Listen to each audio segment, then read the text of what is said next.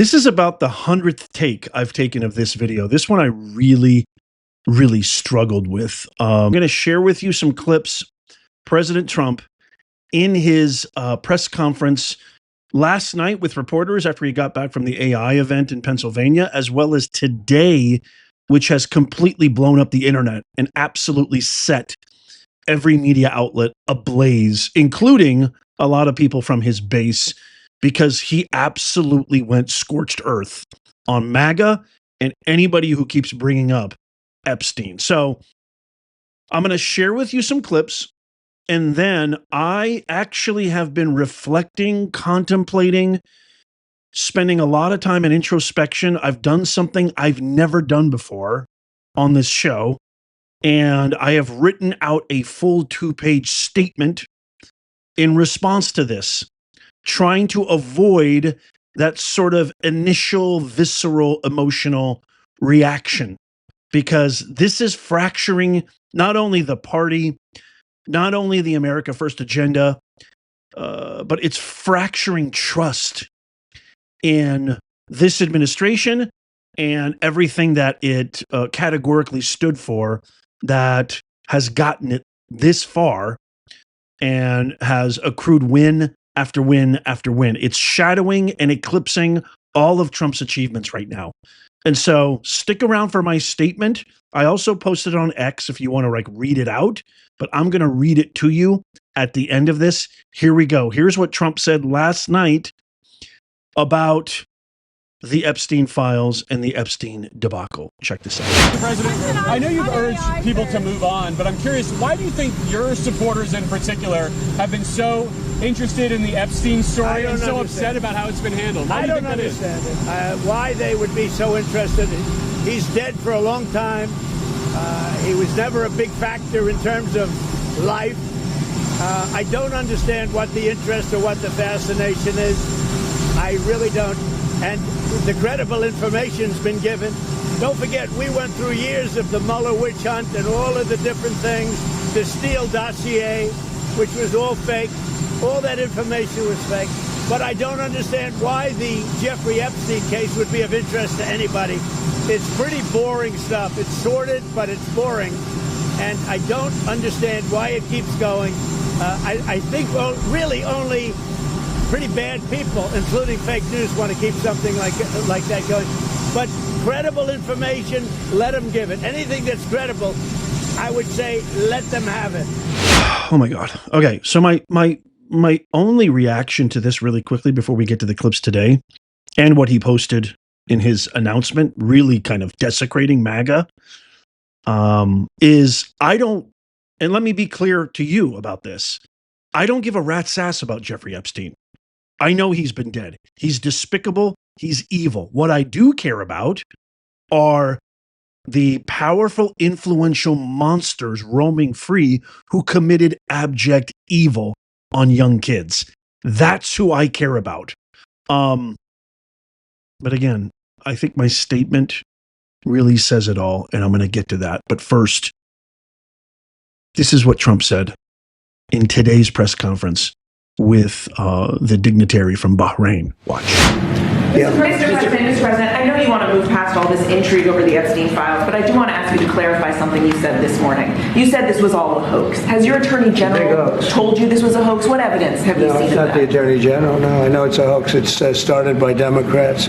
It's been run by the Democrats for 4 years. You had Christopher Wray and these characters and Comey before him. And it's a bad group. It started, actually, look at the Steele dossier. That turned out to be a total hoax. The 51 agents, the intelligence, so-called intelligence agents, it was a hoax. It's all been a big hoax. It's perpetrated by the Democrats. And some stupid Republicans and foolish Republicans fall into the net. And so they try and do the Democrats' work.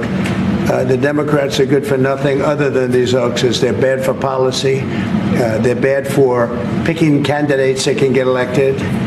Like in New York, we have a communist running. He may get elected too, actually, but he'll destroy the city. It's I call it the Epstein hoax. It takes a lot of time and effort. Instead of talking about the great achievements we've had, a great gentleman yesterday, as you know, went on CNBC and he made the statement that Trump may go down as the greatest president of all in the United States. And instead of talking about the things we've achieved, we've had tremendous achievement. They're wasting their time with a guy who obviously had some very serious problems, who died 3-4 years ago. I'd rather talk about the success we have with the economy, the best we've ever had, and all of the things we've done, including the Middle East. I mean, you see it. Instead, they want to talk about the Epstein hoax. And the sad part is it's people that are really doing the Democrats' work. They're stupid people. Mr. President, will you ask Attorney General Pam Bondi to release more documents to finally put this controversy to bed? Yeah, whatever's credible, she can release. If a document is credible, if a document's there that is credible, she can release. I think it's good. But it's just a subject. He's dead. He's gone, and. All it is the certain Republicans got duped by the Democrats, and they're following a Democrat playbook. And no different than Russia, and all the other hoaxes. They're started by the Democrats, and some Republicans, in this case, I was surprised, but they got duped. So it's fake news. It's a hoax. It's not real, even though he ran on this in 2015. Even Elon Musk posted something today on X saying, if it is a hoax, why not release it and tell us which part is a hoax, which seems reasonable to me. But now I'm going to share with you what he actually said on Truth Social. And I've got to give you guys a little bit of a heads up, a little bit of a warning. You might want to not watch the rest of this right now, even though I really want you to watch my statement.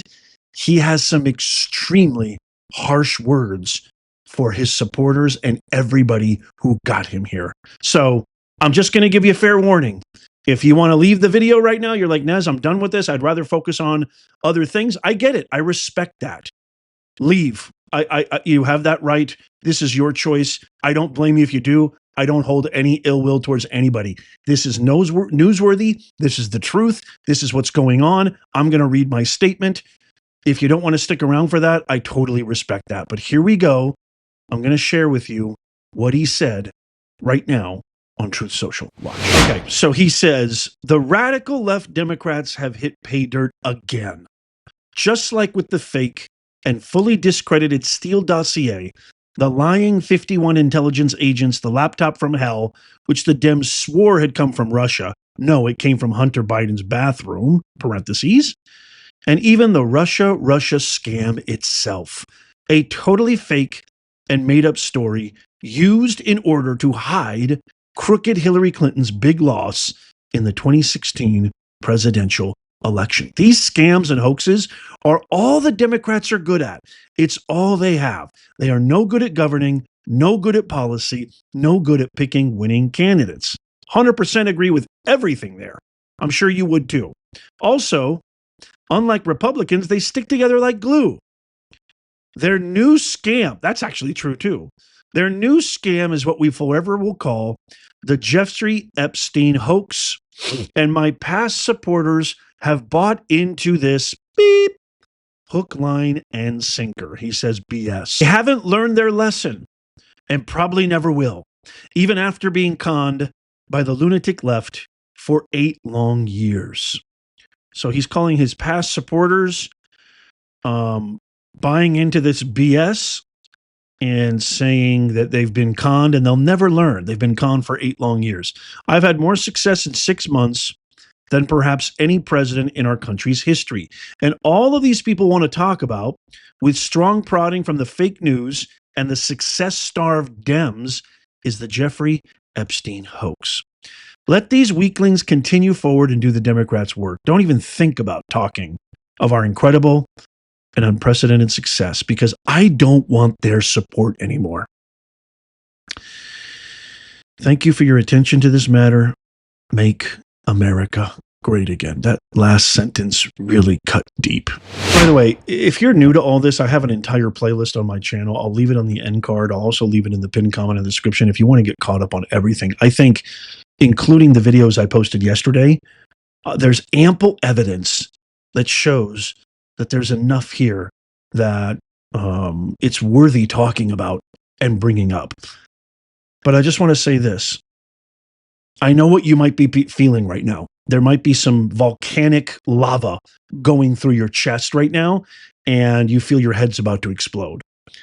Think of how I felt initially, my emotional, visceral reaction when I first saw this and the clips this morning.